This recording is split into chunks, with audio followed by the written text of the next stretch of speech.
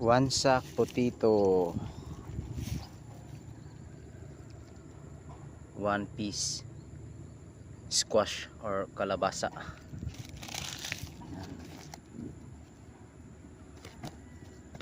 Thanks sa blessings, Lord.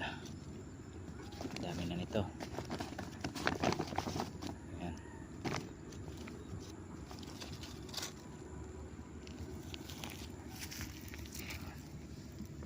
Laki.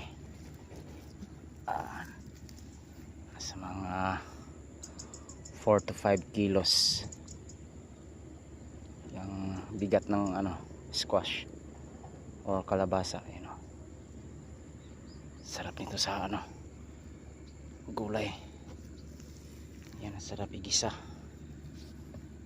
Fresh na fresh, presko pa. Yan.